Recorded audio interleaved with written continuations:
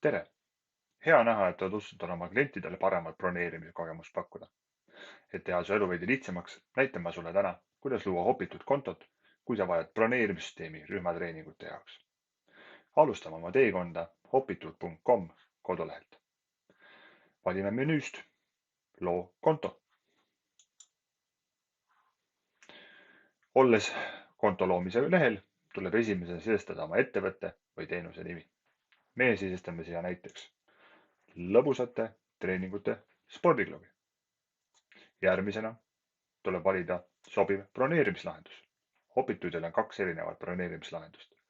Kalender, mis mõeldud rühmatreeningute läbiviimiseks spordiklubidele või joogastuudiotele või tantsustuudiotele ning planeerija, mis on mõeldud aja broneerimiseks näiteks juuksurisalongis, autoparanduses või koerte ilusalongis. Meie oleme siis valinud kalendri ning nõustunud kasutustingimuste privaatsuslepinguga. Ja vajutame jätka. Viimase sammuna tuleb luua konto enda kui administraatori jaoks. Selleks on 3 võimalust.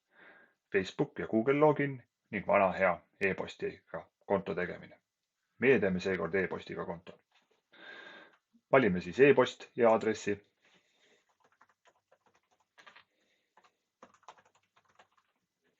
Eesnime,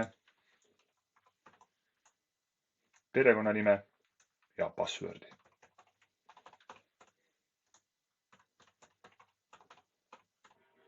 Ja loome konto.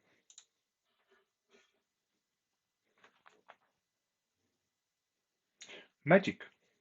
Ongi konto loodud.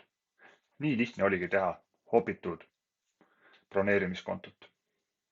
Selleks, et teha su elu veelgi lihtsamaks, oleme sulle andnud väikse spikri, et sa näeksid, kuidas teha oma esimest treeningut või seadistada põhiseadeid.